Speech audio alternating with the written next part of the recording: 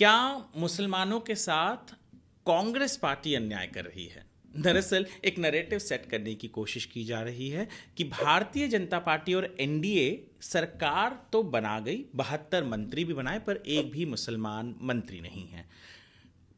और वहीं पर कांग्रेस के कई सपोर्टर्स इस आरोप को लगा रहे हैं कि मुसलमानों को दरकिनार करने के लिए भारतीय जनता पार्टी और एनडीए काम कर रही है। नमस्कार, मैं हूं वरुण सिंह और आप देख रहे हैं भारतवर्ष विद वरुण सिंह।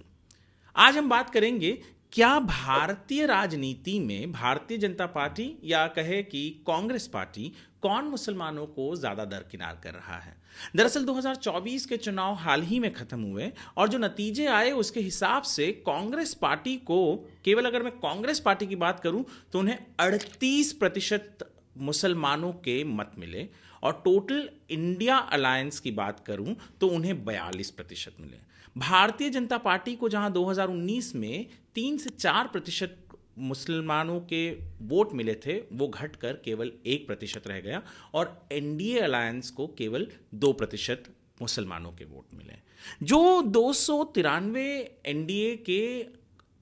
एमपीज चुनकर आए उनमें मुसलमानों की गिनती नहीं है और जो मंत्री बने 72 उनमें भी कोई भी एक मुसलमान नहीं है। हैरानी की बात तो ये है कि इस सवाल को लेकर वो लोग सवाल उठा रहे हैं जिन्हें ये तक नहीं पता कि कांग्रेस पार्टी की, अगर आप वेबसाइट पर जाएं और कोर कमेटी की बात करें तो कांग्रेस पार्टी, जिसे 38% मुसलमानों का वोट मिला इस देश में, जिसके बलबूते कहा जाता है कि उन्होंने 99 सांसदों का आंकड़ा छुआ और इंडिया अलायंस ने 200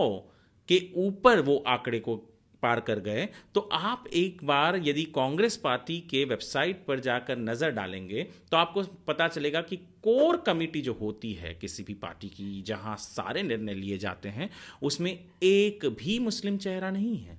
इसके अलावा बहुत अन्य डिपार्टमेंट हैं कांग्रेस पार्टी के, चाहे मैं पब्लिसिटी डिपार्टमेंट की बात करूं तो उसमें भी एक भी मुस्लिम चेहरा नहीं है। क्या भारतीय जनता पार्टी, जैसे कोई भी मुसलमान का, यानी 1% मुस्लिम वोट मिला पर उनके यहाँ पर कोई भी मुस्लिम, एनडीए में कोई भी मुस्लिम कैंडिडेट जीत कर नहीं आया, वो यदि किसी को भी मंत्री नहीं बनाती है तो ये सवाल जब उठाया जाता है तो क्या ये सवाल कांग्रेस के साथ नहीं उठाया जाना चाहिए कि कांग्रेस जो 38% मुस्लिम वोट ले जाती है, अपने जो इम्पॉर्टेंट कमिटीज़ हैं उनके पार्टी में, वहाँ पर किसी भी मुसलमान को चेहरा नहीं बनाती, किसी मुसलमान का चेहरा उसमें झलकता नहीं है, या फिर वो केवल मुसलमानों को अपनी वोट बैंक मानती है और मुसलमान भी अपने आप को केवल एक वोट बैंक मानकर चल रहा है, बिना किसी जवाबदेही कि कांग्रेस से कोई जवाबदेही नहीं मांगती या कोई वो कम्युनिटी सवाल नहीं उठाता कि भाई हमारा रिप्रेजेंटेशन क्या हुआ। कई लोग कह रहे हैं, मैं भी कह रहा हूं, कि बहुत से लोगों को ये लग रहा है कि चलो नरेंद्र मोदी ने तो माइनॉरिटीज़ को, मुसलमानों को फेल कर दिया, उनको एक भी मिनिस्ट्री नहीं दी, तो क्या लीडर ऑफ ऑपोजिशन का जो पोजीशन है कांग्रेस वो एक मुसलमान एमपी को देगी?